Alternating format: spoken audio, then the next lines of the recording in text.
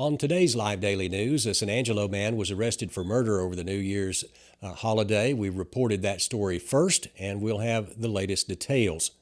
Construction projects kicked off this morning on two major streets in San Angelo, and we'll tell you how long the rain's going to last. Those stories and more. I'm Yantis Green, and this is Live.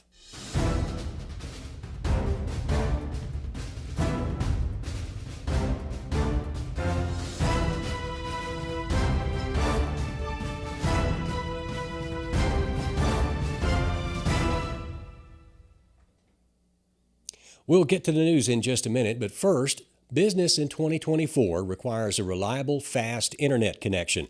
And when San Angelo Live launched this live stream video content, we found Conterra Networks. We have been streaming this news show via Conterra's 1 gig up and 1 gig down fiber internet for the past 18 months, and it rocks. Conterra Networks provides access to a business-oriented network. We require Sirius Internet to broadcast live to 5 major platforms, including YouTube and Facebook. If you're in business, you're serious like us.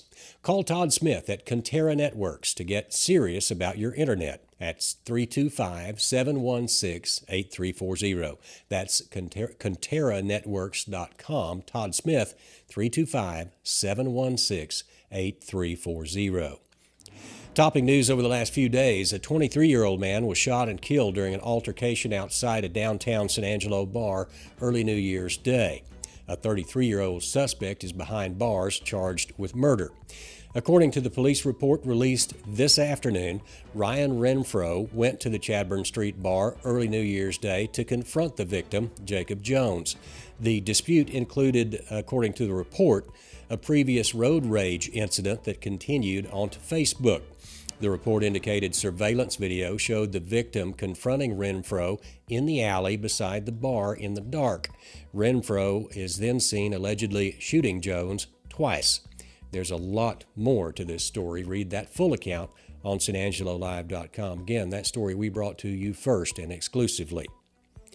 2 street construction projects are also underway today in San Angelo. According to the City Public Works Department, work has begun on the Jackson Street project from Knickerbocker Road to the railroad tracks. That road is down to a single lane in each direction, so expect delays while that construction is underway. It should be completed sometime in the spring. And crews resumed work on Howard Street today following the holiday break. The construction now includes closures from Wilson Street all the way to Glenwood. We'll have more details on those projects also in that story on SanAngeloLive.com. And cold rain continues across the Concho Valley into the overnight hours tonight. Light rain will fall through 9 p.m., then turn to mist and patchy fog overnight. Look for patchy fog across the region through 9 o'clock in the morning, with gradual clearing in the afternoon and a high of about 58 degrees tomorrow. Wednesday night will be clear, low around 35 degrees. Then on Thursday, it'll be sunny and breezy with a high of 56. There is another chance for rain Thursday night with a low of 41 degrees. And by Friday, look for sunny conditions with a high around 60. And stay with us. We'll have an interview segment in a minute. But first, here's a word from the Bass Bunch. You'll love this all-new 24 Ford Mustang with a 10-speed select shift transmission. That's fancy tech talk for it's a really cool car. Right now, you can get a brand new 2024 Ford Mustang for just $33,999. That's a great price for a sports car. Only at Jim.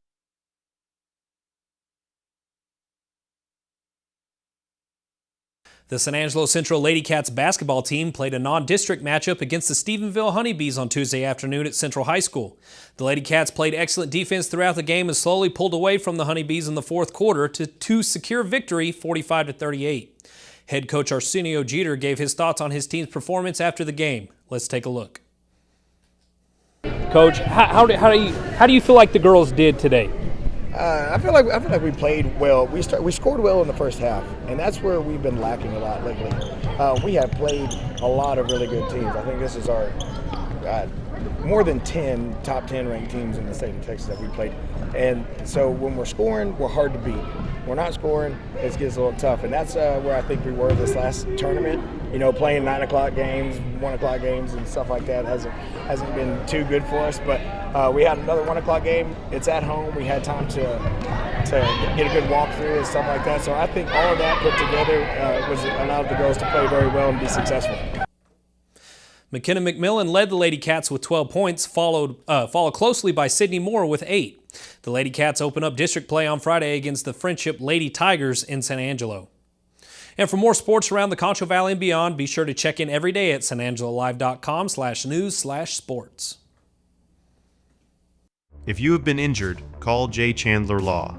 You want an honest partner who will tell it to you straight. A proven advocate right here in town. Together, let's hold them accountable. So we were on vacation, family vacation, having a good time, and we get the call. I mean, it was a river. It was a river in our house. That's the big thing, is we kept wondering, how bad is it? It was devastating. I was like numb. It's like, how are we gonna handle all this? What are we gonna do? And they called Carpet Tech and they were here within 20 minutes. One of my questions was, yes, it needs to happen, but how does it need to happen for the insurance? That was all handled. And so that was another load off of my shoulders and made me feel like we were in good hands.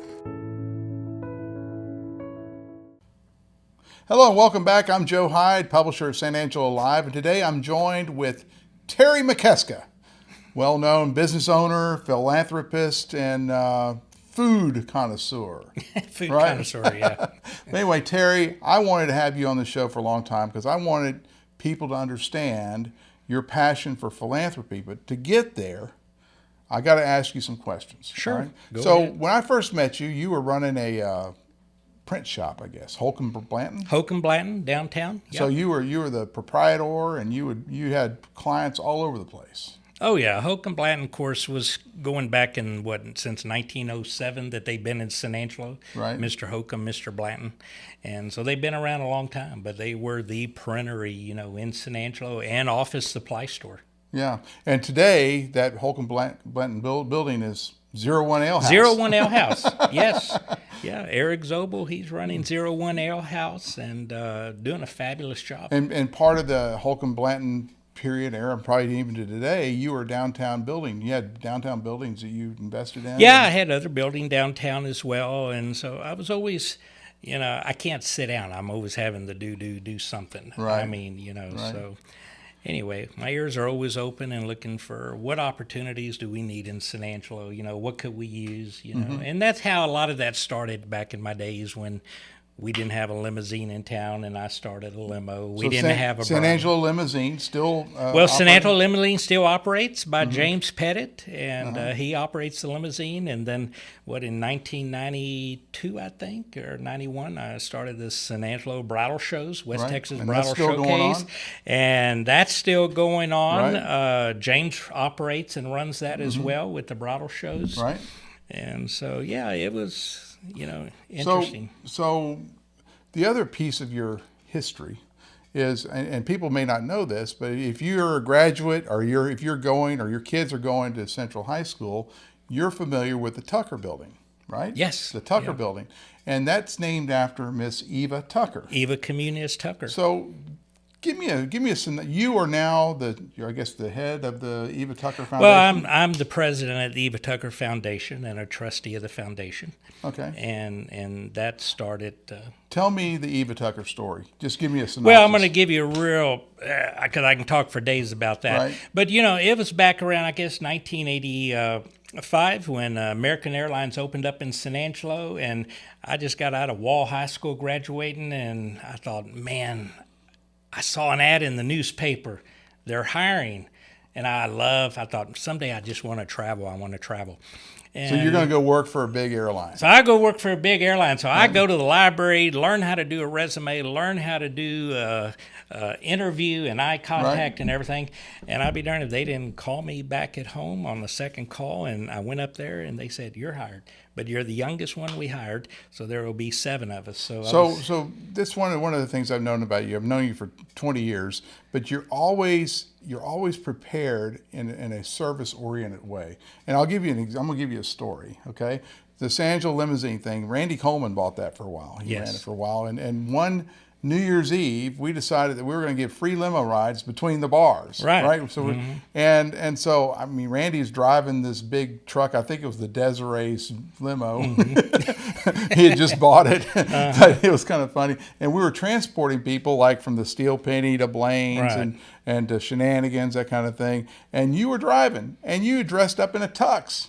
I mean, you dressed up. Well, yeah. Well, you know, I played piano too my whole life. Right. So, I mean, let's see, how many years have I played now? 41 years. I've been playing piano since I was 16, right when Bentwood Country Club opened in the late 70s, early 80s, and Sac and Midland Country, and you name it. Fred Griffin at FL's Bar and Grill, 1986 and 7. Fred Griffin owned the bar? He owned FL's Bar and Grill. Oh, wow. It was one of the elite, I would say, 5-star restaurants. Okay. FL's Bar and Grill. Where was it located? Well, right next to the Registry. Okay. Which is now the Italian place. Ah, okay. Yes. So Luigi's used to be FL Bar and Grill. But that was the original FL's Bar and Grill. I mean, the interior and design and everything. And that's mainly how I started meeting all the who's who. Uh-huh. And I didn't really even know who Fred was. And so, are you still a flight attendant? Well, I'm still working for American Airlines, which is how I met Eva Tucker, because she lost her bags coming from the Holy Lands with a group of priests What and year was bishops. this? 85. 85. 85. So right when you got on, you met Eva Tucker. Yes, yeah. It wasn't too long, and that's why I dealt with it, because I was one of the younger ones, and they always pushed me and said, look, you deal with lost baggage. You go deal with the bag claims, you know. Right. And, you know, it was old school back then. I mean, we had a piece of paper, fill it out, turn it around, say, what does it look like? You know, pick out one of these and you circle didn't just take it. out a phone and take a picture. And then you get on the system, which is the Sabre system back then, and go put it in. Well, instead of her one bag not coming to SJT, it went to SJU. It went to San Juan.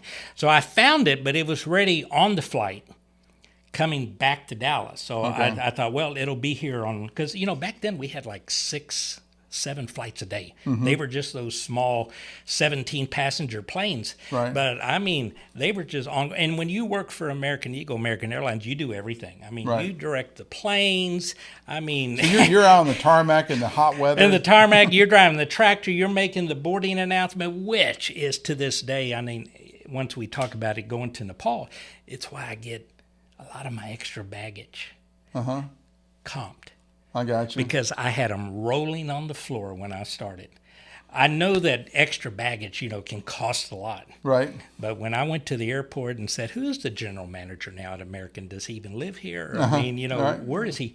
And so... You mean here? Here in town? Here in San Angelo, yes. So you're working little side deals with Americans, guy? Well, no, you know, but, you know, I have to say, this is... I'm now jumping way ahead about some stuff I'm doing now in Nepal.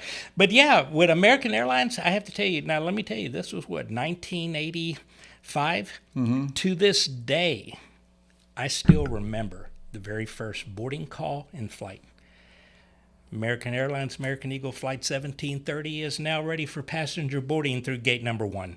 Please distinguish all your smoking material and have your boarding pass ready at the gate for the agent inspection. We want to thank you for flying American Eagle and have a pleasant day. Oh, and you know, we had to go outside, had the little microphones where we would call the incoming flights. We didn't have the luxury like we have now. With the new terminal? Yeah, we didn't have that luxury. Yeah. So we did everything. Bags, booking, refunds, I mean, lost baggage, doing the planes, you know, everything. All right, so back to Eva Tucker. So back to Eva Tucker. You got her bags. So I got her bags, I found her bags, and that's how it started, because I took that. And where did Eva Tucker live? A lot of people don't even know that.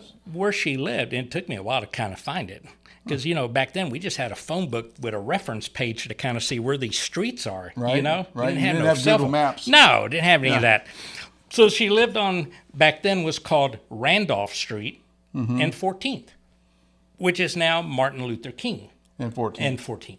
Okay. But back then it was Randolph. And she lost her bag, and the bag finally came. It had a little cargo grease. I cleaned it up and everything. And, of course, I did what I shouldn't have done. I gave her the number to the ticket counter, but she just begged me for the number.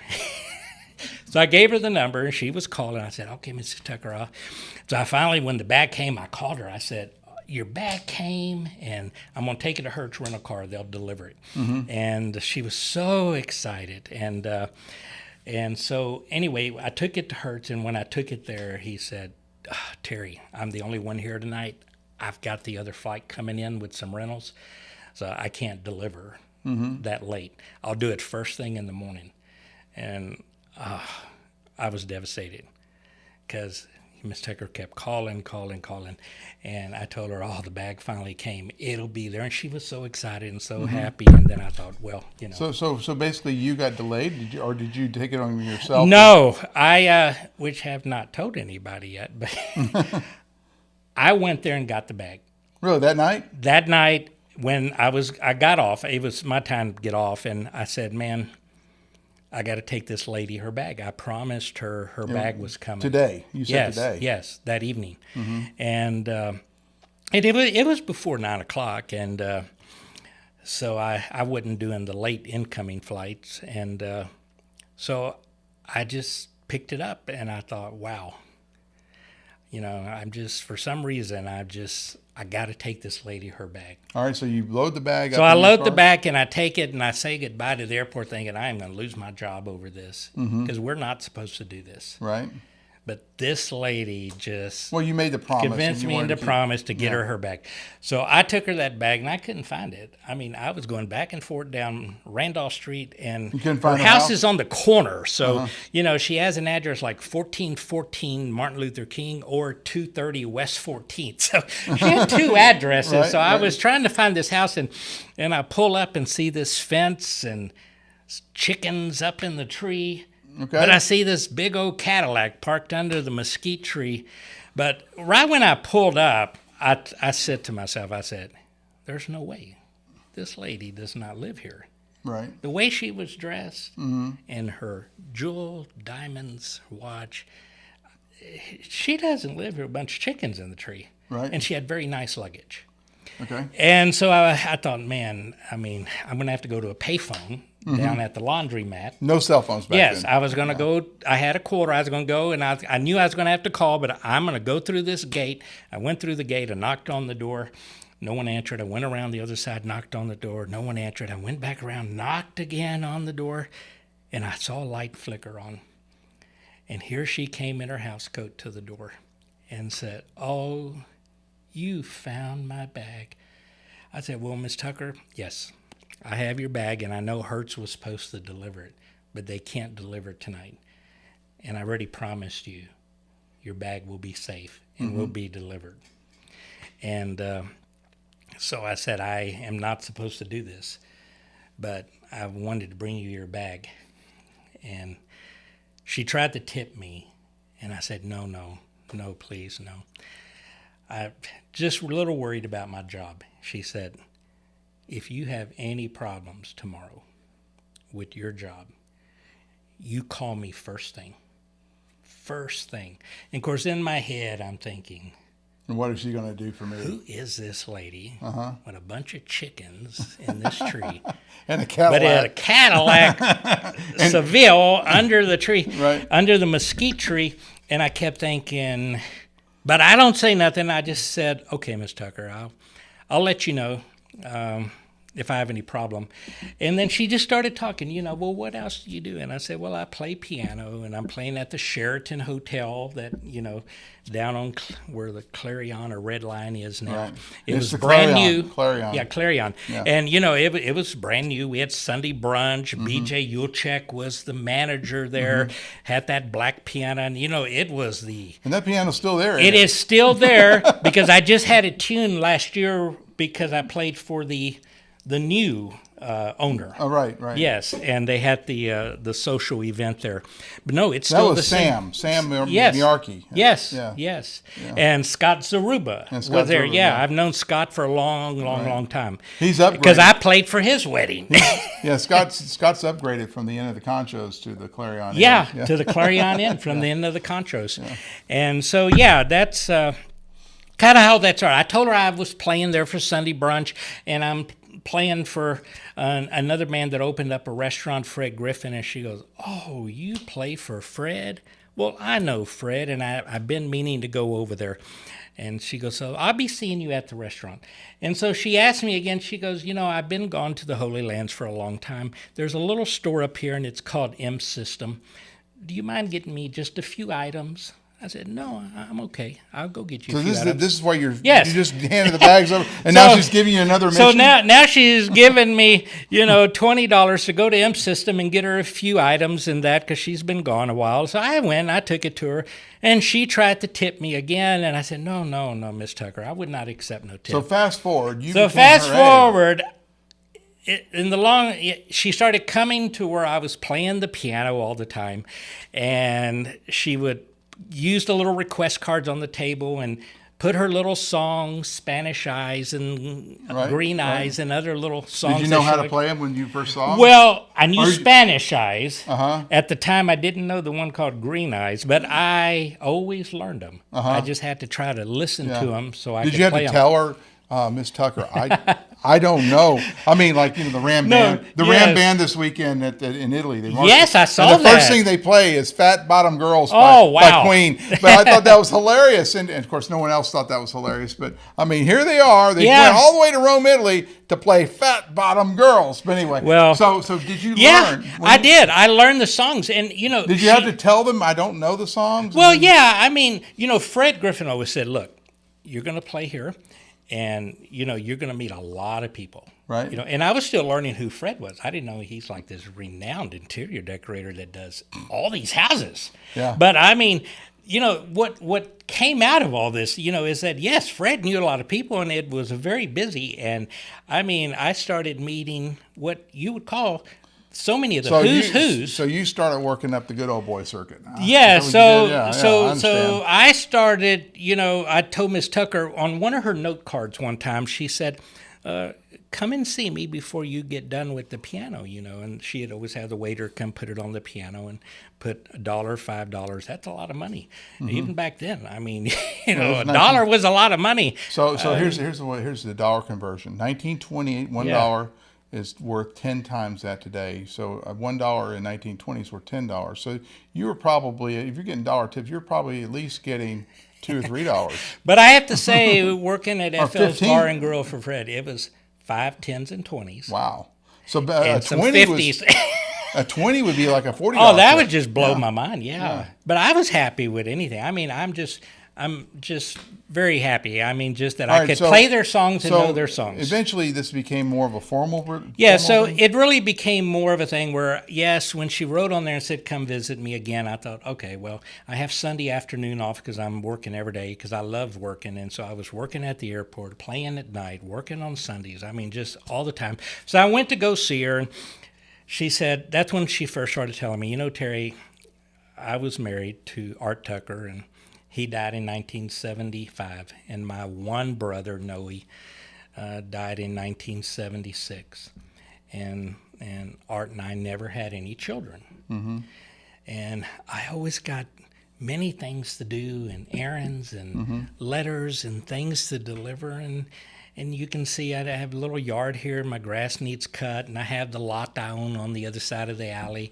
That needs cut, and so would you come sometime just to see me and maybe just help me a little bit, just when you have some free time? And I said, yeah, Miss Tucker, I'll come by. And, of course, I lost both of my grandparents and grandma and grandpas on both sides. And, so this is kind of like you both had emotional needs for each other? So I just started coming to help her, and she would just have a list for me, and if I had a day... Would she pay you, or would you... Well, yeah, I mean, she eventually would... it became $10, like $20, $5, $10, or put a little gas in my car or something. I mean, I mean, she didn't have to pay me anything, but I mean, I enjoyed doing it. But you're a coordinator. Did you learn that you had some organizational skills? Could you hire like a guy to come do the lawn? Well, I could, but see, I was raised in Wall, Texas on a farm. Right. I mean, I was chopping weeds in the cotton patch with my cousins when we were kids. Cotton chopping. I mean, my form of playing when I was little was my chopping hoe, my water hose, and my dog in the mud. So you were doing everything. You were doing everything. Yeah, so I did everything. I would help her with everything. All right, so let's stop right there. Who was Eva Tucker? why did she have all this money? And she you would say, I mean, I'm just saying the perception is she's this recluse that lived at 14th Street at Randolph, or now MLK, right. And she had a lot of money. Well, and you wouldn't know it from how she lived, but, that was, her house growing up, her mama and daddy's house, and her husband, Art Tucker, they were in the refining business. That's oil and gas? Yes, that was in Luders, Texas, outside of Abilene. So they had the refinery. And they also had an asphalt company in Big Springs. And, Eva would manage the refinery office. And, of course, Art Tucker would just buy her a new car, and it was hard for her to get him. She was Catholic, and she loved going to Catholic church in Abilene and in San Angelo and Sacred Heart and St. Mary's, and so she would always come to mass and come to church. But he was one of those, she said, he was 7 days a week. I mean, working in the refinery and smoking his cigars, and he worked back in the day digging ditches and stuff like that with the other huge philanthropist in this town, Frank Poole. Okay. Who's an Aggie? Yes. He's an Aggie. Frank Poole.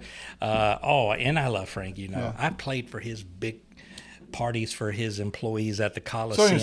So all this is so connected. How everything. It is how everything just kind of connected because, So I started helping Miss Tucker, and it became more and more and more and more and more. And she started giving me more things to do. Well, I want you to go deliver this. Well, you need. Did you ever go up to Abilene to the refinery and? Yes, she would send me up there, and she would go with me. Sometimes we would go up to Luders, Texas, and she would show me the little house where she lived in that she still had. Anyway, so Eva Tucker, or she and her husband started these businesses, and she didn't have any. She had lots of money. And so she started doing. She gave money away when she was alive. What has happened is when her husband died, got really sick, and he died in 1975. He was very, very in his life. He was constantly invested in. Before it was even ExxonMobil. It was Standard Oil of New Jersey, Standard Oil of California, Exxon. And then all the mergers, ExxonMobil, Chevron, Texaco. I mean, you just on and on and on. And he just developed a very large portfolio. Don't forget Enco. Oh, Enco. So it went from Enco to Exxon.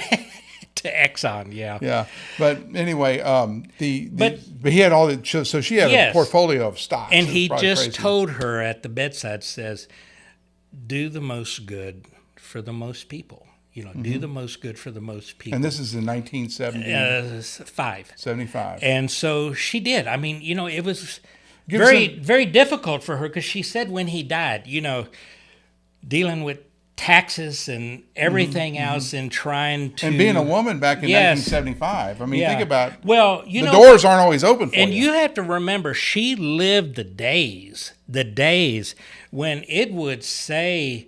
no blacks or Hispanics allowed. Right. It wasn't until she married. And she was a Hispanic woman. Yeah, she was a Hispanic woman. So it wasn't until she married Art Tucker that she said she could dress proudly. She could put on her heels with him and walk into a restaurant. And no one would say a word. And no one would say a word, you see? So she would tell me about all those stories that she lived. So what kind of projects, when she was living, did she invest in?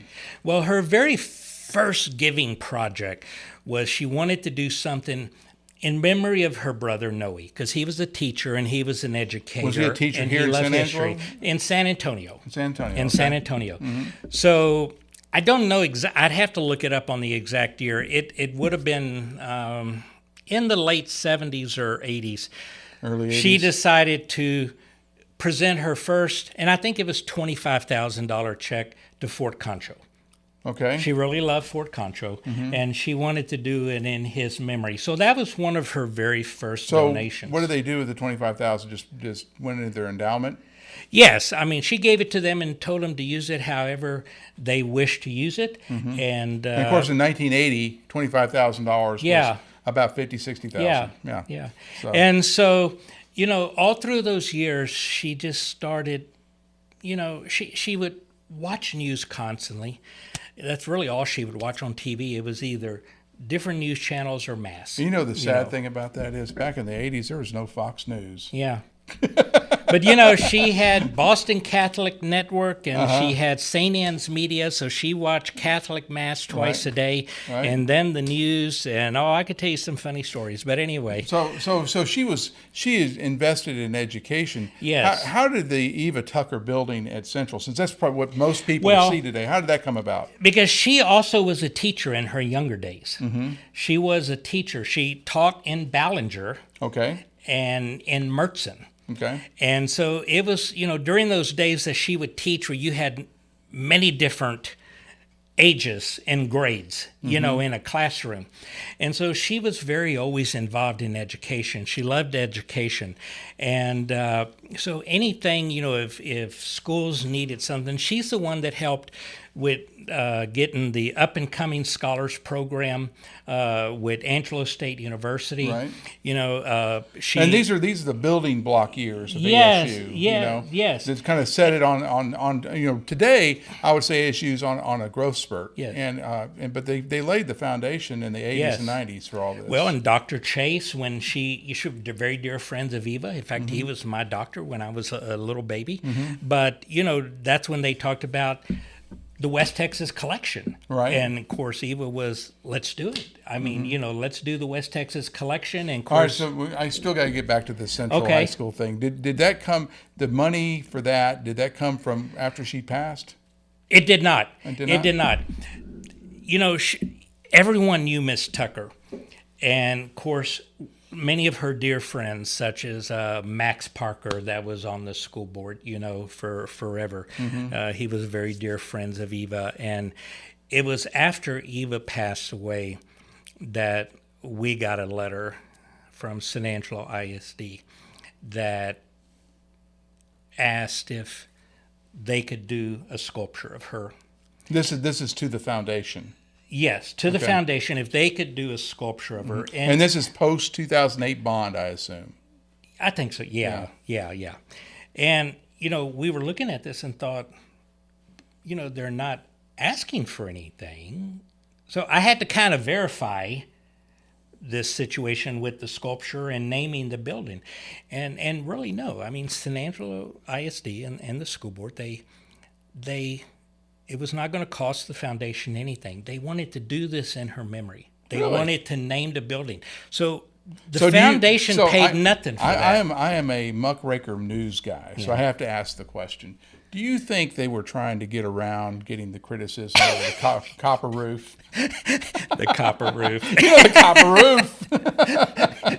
Well, you know what? Eva's the one that helped build the roof thing at the not the roof the same, no, but with Howard Taylor at the museum. The museum. That was kind of that and the visitor center were kind of the start of this copper roof thing, right? Well, her and Mamie Daniels were very good friends, And so I remember when Howard, and of course she loved the museum and symphony and all that. And I remember when she called Mamie Daniels and said, do you want to do that balcony thing? Let's do the balcony thing.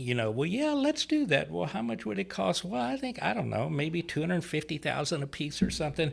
I remember because Terry, all these amounts that you throw out for the 90s and the early 2000s, $250,000. Today it's like $3 million. Well, yeah. Well, I remember when she said, well, you need to go grab a check, because we're meeting at a restaurant, had something to do with the ASU thing and all that and the up-and-coming scholars. And, I never would forget. I mean, she was teaching me very early and young as she always wanted me to go deliver this, deliver that, meet her. I remember like Marion Scott. He's no longer here, but he was Payne Weber. I mean, he called her Queen Eva. Right.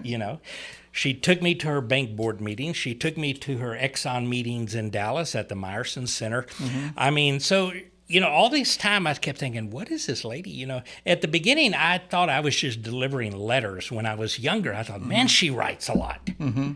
But it really wasn't. It was donations. Checks. And I mean, I was going out Du Bois Ranch and Sammy Rupek at Concho Valley Home for the Girls, and the shelter, the museum, the symphony, the cultural affairs, Howard. So it just on and on and on. When did Eva Tucker pass away?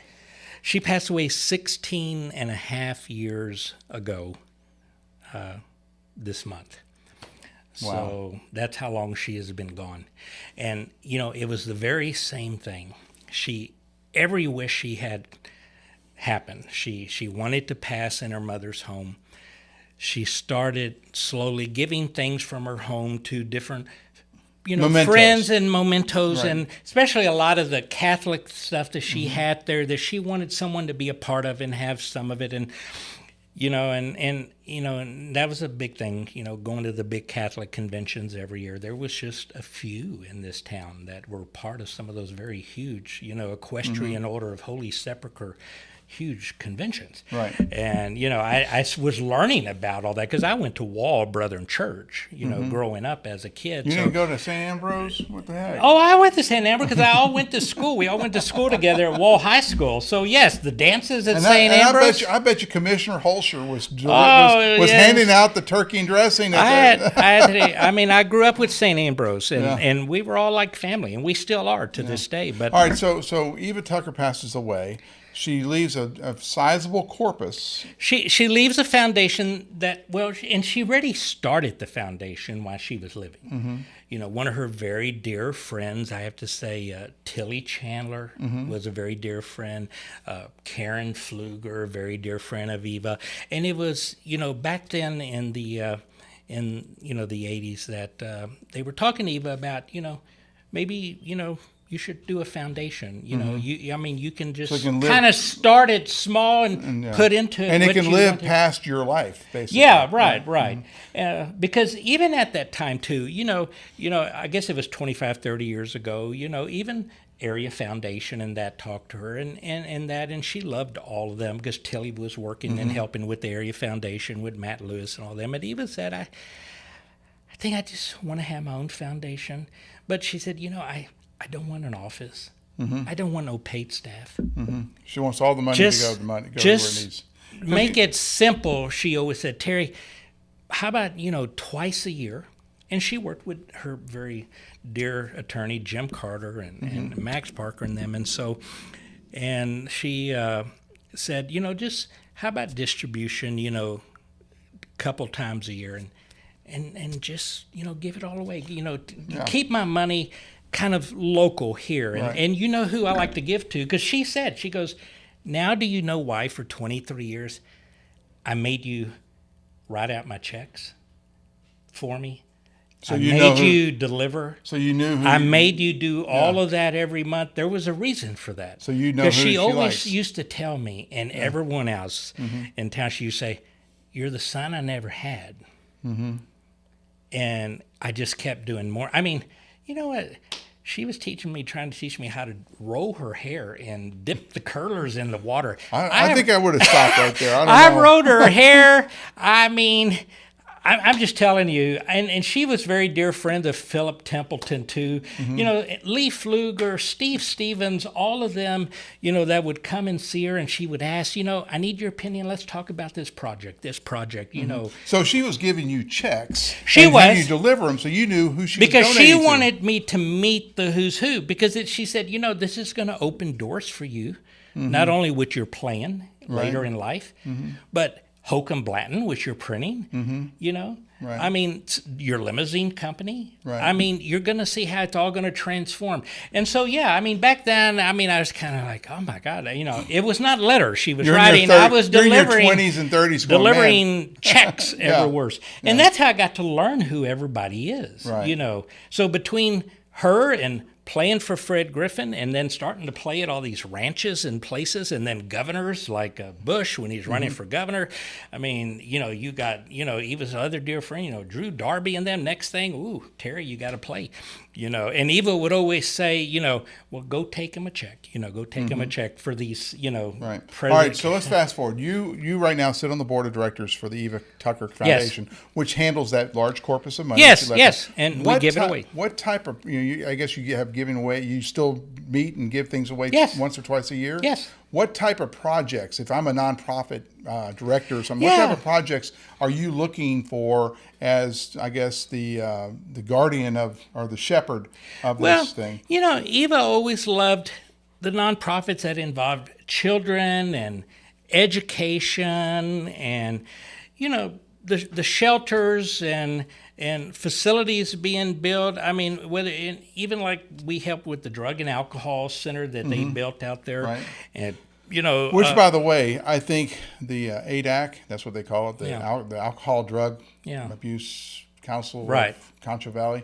I think that was probably the most well-spent nonprofit money ever, because you think about the liability on that jail when you had all these people in there drying out from their heroin, you know, the heroin addictions and things. And you know, drug addiction is the biggest problem we have in this town. I mean, if you look at there's been 9 murders, except for the one that happened the other night, like 2 days ago. They're all involved. This is interesting. They all involve marijuana. You know, they don't involve cocaine or meth.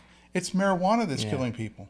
But I know we want to legalize it, but I go off on my soapbox a little bit. But it's so important, I think, to give people that chance, because once you get addicted to something, you're addicted. Yeah. And it's a tough thing to get over and to become productive in society. So I think that's one of the biggest things. And I didn't mean to. And it's something that I just know Eva would have done, because when people had issues like that and problems, she would say, "How could I help?" And that's why she got very involved with oh gosh, now my mind's going blank. It was back then in the Village Shopping Center right next door to you here. It was called the Samaritan Pastoral Counseling. Something like that, pastoral. It was counseling. And she heard about them, and they came to visit her, and she said, like she always does, "How could I help you? How could I help you?" So I remember she gave them a check for like $10,000, and she just kept hearing more and more good and more and more good and more and more good that they were doing. And I remember then the next year she said, "Go take them another $10,000." You know, and so she loved hearing the stories of them helping people in need of counseling, and whether it was marriage or so drug. This is kind of what you're looking for as the director or as on the board for the Eva Tucker Foundation. Is you're looking for projects that improve the community, primarily go after the people who are less. They're I guess they're not at an advantage. They have something, either a drug affliction or they're just dirt poor. Those kind of education. Kids. Yes. And you know, Eva loved, you know, all the you know, in the community, like the symphony, the cultural fairs, the museum. You mean the arts? Yes, she loved the arts, which is why I had so many tuxedos, not only for playing the piano. How many tuxedos do you have? Well, at one time I had 8 tuxedos. My God. But, you know, I have to say, back in the 80s, what was popular? The tails. The tails. Yeah. Now if you wear tails. See, when I worked at F.L.'s Bar and Grill, I had different sharkskin gray, black, I mean, burgundy tails. Yeah. So you still have them?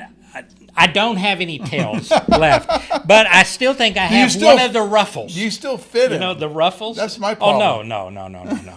No, I have just different regular tuxes right now. I did have a white jacket, and of course I worked on cruise ships, and sometimes, you know, those can be white jackets. All right, so you learned all these years from Eva. She mentored you on being a good philanthropist. Okay, that's what I'm getting from this. Right. And so you kind of put your own stamp on philanthropy a couple of years, probably about 10 years ago.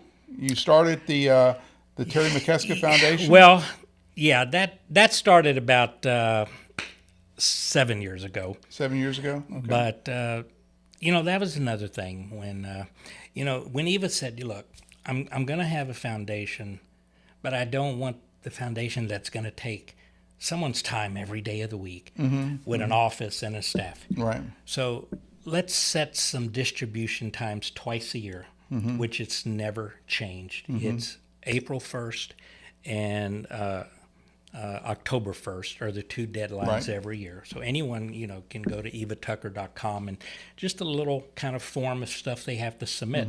But those are the 2 deadlines, and that has never changed. And she said, let's keep it simple so you can go. Because she always kind of felt, I took so much time of your life, you know. And I said, no, Miss Tucker, you didn't. I have learned so much. I think you could put it another way. I mean, That's how right. many people are going to go to an ExxonMobil meeting as many times as you do and gets to park underground with the VIPs? Because we go in the front in Dallas and you see them protesting, killing the tigers and this and that. And I said, Eva, I can't let you off here. I would drive in those protests. And but you had the experience. She gave she gave me the experience in that, and she goes, go and travel. Well, I did. I started traveling and playing in different places, and kind of, you know, somewhat in a depression after she died. I kept thinking, wow. Well, you just got. I mean, when you go every day to feed chickens and read the newspaper and read the stocks from Terry, you just got old and your homing device came on. You said, I'm not going to travel anymore. I'm going to stay right here. But so, how did you come up with the idea for the Terry Mesca Foundation? Well, the Terry Mesca Foundation was, I was on my computer one day, and just on my regular laptop, and there on social media, and I had a little thing come up that said hello. It said HELO, and I thought, junk, delete. Go in there, another hello, and I thought, oh my gosh. So I'm kind of mad. I'm sitting there. HELLO, that's how you spell hello. Boom. You sent that back? And I sent it back. So I'm waiting a little later, and it comes back again, hello, properly. With 2 L's? And how, are you? Uh-huh. Well, come to find out, I started talking with this individual that said they're from Nepal. And you think they were real? Well, you hear about all these scams online. Well, that was the first thing that went through my head right. for many weeks. Right. But this is the funny thing. His name was Sujan. He had a brother, Rajan. They lived with their grandma and grandpa and their mother and father. So like in those countries, they all lived together, worked in the rice field their whole life, went to a little school in their village. And so after about 6 months of talking to this person, I was just trying to find someone to talk to in the U.S., and why they landed on me, I have no idea. Because they had to go to the little library in the village just to get some internet to use little computer, And so after about 6 months, I thought to myself, this person has never asked me for nothing, never asked me for anything. Because you would think they would want to get your bank account number first thing right away. I kept thinking, well, as soon as he starts asking for the credit card and all that, boom, they're blocked. Yeah. But after 6 months passed, that wasn't the case. And I got to know more and more. And then, of course, back then we went on Skype, and I got to see grandfather and grandmother and the little place they lived in the rice field with their cow and their goats. And stop right there. Where is Nepal? Nepal is absolutely on the opposite side of the world. It is between, big India and then little Nepal, and then you got China. Okay. Of course, China has to go over the Himalayas to get to Nepal. So Nepal's in the Indian Ocean, is that right? Well, it doesn't touch the ocean, no. It's right between, China and India. Those countries are so mega huge. Yeah, they're huge. Well, no, and I'm the same way. I had to go back because it's been too long since I've been in school. I had to look on a map and Google it and say, so where is Nepal? And I hear about it, and I keep thinking. So you could fly into Burma, or I don't even know what Burma is today. Well, Thailand, Burma, then Nepal. Well, you can, but there are direct flights where you can, of course, from here to Dallas. So you can go east or west. You can go west on American to Hong Kong, and then you could take Dragon Air 7.5 hours to Kathmandu in Nepal. They were recently bought out by Cathay Pacific, so it's now Cathay Pacific. Right. I usually don't go that way because I use miles to fly, and of course those are popular once-a-day flights to Hong Kong, and they're hard to grab those mile seats. Now, what's easier to go is going Middle East, because a lot of people don't want to go to the Middle East. Well, I could care less. You go to Dubai? Well, you could, but with the American partners, the American partners, You can either You're like your own little saver system so, over there. Yes. Well, and all that travel came back in my head. I thought, well, we don't use those luggage tags anymore, but these city codes are coming back in my head. Qatar, okay, so we got Doha, and then you could take Etihad Airlines and go to Abu Dhabi. So those were the two partners with American Airlines. Right. And so when you get over there in the Middle East, do you ever fly on an airplane with like livestock on it? Well, no, I mean I have seen them put some goats and stuff on some of these planes. Are they in the passenger section? Huh? No, I have not seen that, but I have seen them on the buses. On the buses, they will bring their goats on the bus. Okay. All right. No, all right. So I'm I'm going to fast forward a little bit because we're getting running a little close. Right. In Nepal, what is the need? Well, that's the whole thing. So I decided to send a little money of $100. I said, go in the village. Do y'all have this logo or this logo? Which was Western Union and MoneyGram. I said, it says you have them in these villages, but I don't know. And so I sent them a little money. I sent the little two brothers to Kathmandu, and I helped them go to school. I know what it costs to send kids to school here. It's nothing over there. Oh, $300 and something for a semester.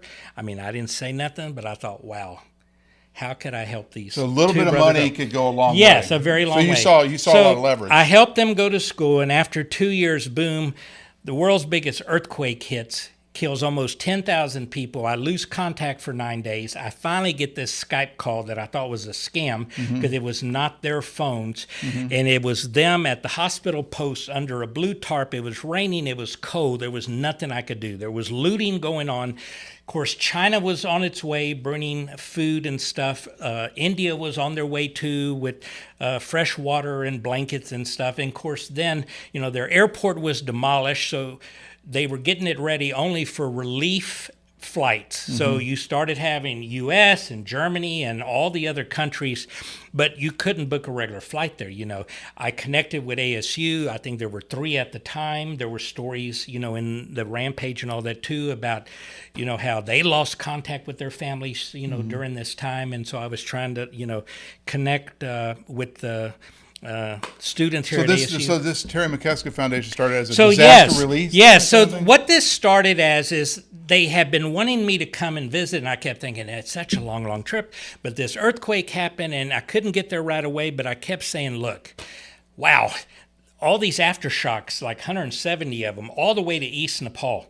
So long story short, all the focus was going on Kathmandu, but they finally, when the government was handing out vouchers, was able to get thousands and thousands of people on the buses. And, what you didn't see on real news is when they said, here, look, it just blew my mind. It was children, babies, grandmas, mom, dads, piled in bodies. They were just taking DNA tests, and they had to burn them. They hadn't had an earthquake since the 1930s this bad.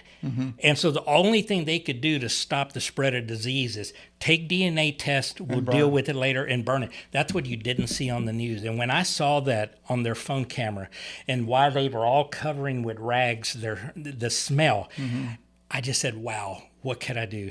What little could I do? But I can't do anything this second because all the agencies are going in. I could just put a little money and send it to through one of the agencies, as they all were helping. And but then I thought, okay, they want me to go there. So when they finally had a free voucher and went to the east side and got home, and Grandma and all them were safe, and yes, they had some damage there all the way to the east side, but a lot of those homes are just made out of just some rocks and mud and some They can tin. rebuild them easy. And they all help each other. That's what they said. We're not worried about it. But they were sending me pictures, and I said, why is everyone digging in the trash? I mean, you got all these pictures, even the children, and they said, well, Terry, it's not that they can't get some rice, but when their little homes collapse, it crushed the rice pot. I said, oh. So they need rice pots. Rice pots. So first thing that hit my head, I'm Send thinking, some rice pots? Do y'all have rice pot factories there? Yes, we do. Are they still standing? I don't know, but we can get them in India too. I said, I'll tell you what I'll do. This is what I'll do.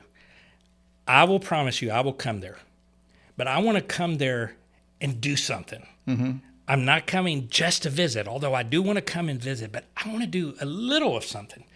So I said, you go find a rice pot factory that is open. and you go see how much it would cost for at least 500, but probably 1,000 of those rice pots. And they just laughed. Terry, they're not going to believe us. They're not going to believe us. I said, well, look, you said everything is negotiable in that country. You can negotiate a lot. I said, take your dad or whatever if you need to call or go visit.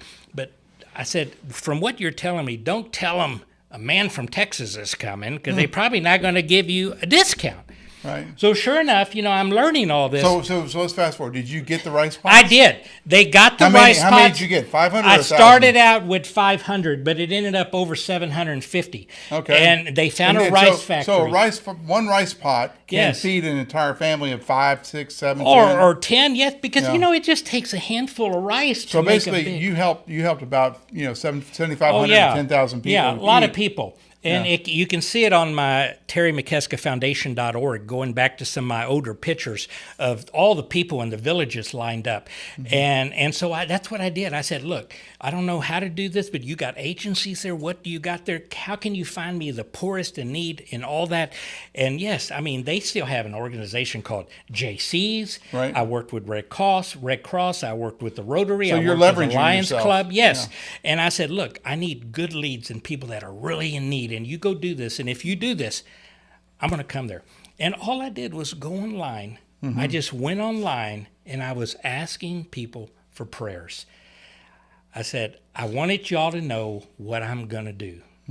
And I want to tell you the story about why I'm going to Nepal and why it's so meaningful. And it all came down to the rice pots. And within just 3 weeks, between my mailbox, people just under my doormat, stopping on my front porch with me and Butter reading paper and looking at the news online and everything, it was in 3 weeks, almost $18,000. So you pretty much paid and for the I rice wasn't even asking. How much was a rice pot? Well, I could get a rice pot and the bag of rice for about $12 to $13.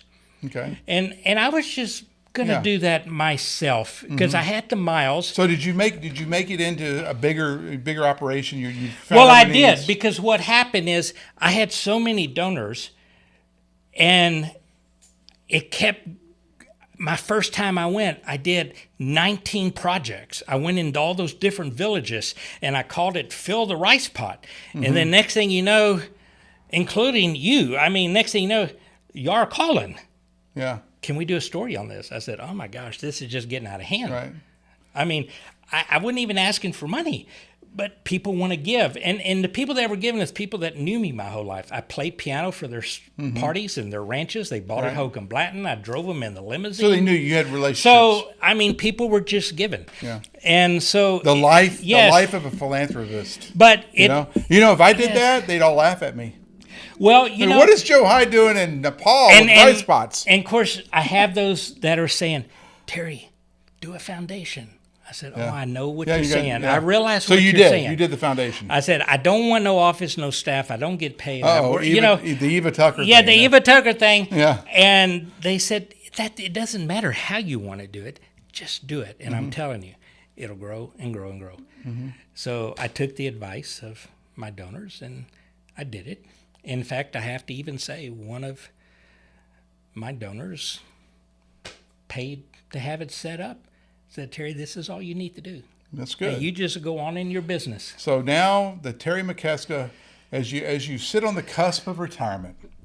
I can't sit still. You can't sit still. No, you're running. You're running basically 2 foundations. Yes, 2 foundations. And you're still playing the piano. So I just finished my last party Saturday. You're not doing anything. I never see you out at American Airlines for marshaling planes in. But huh? I don't no, but you know what gets me my free bags? What's that? Well, it's the American Airlines 51730 is now ready for passenger boarding through gate number 1. Please distinguish all your smoking material and have your boarding pass ready at the gate for the agent inspection. We want to thank you for flying American Eagle and have a pleasant day. I went to the GM and I said, look, if I can tell you the first boarding call, please, can I have these extra 2 bags? they're $350 a piece. Yeah. He said, if you can remember that, I had him laughing on the floor. That's good. So 7 years. 7 years. If I had an extra if you could one check or in two, yeah. He said, we do the hunters that come here. And you're doing this for basically bringing Yes. kids to Nepal. Yeah. I got when you. I'm just asking for a couple of bags. Yeah. American has always been really good with me with my bridal shows and donations Mm-hmm. and giveaways and all that. And, they in fact, just lately they said, why don't you just come back to work here? You could just work part-time. There you go. They want you to work. No, really, they said. So it could be. I said, could I do the old boarding pack call again? No.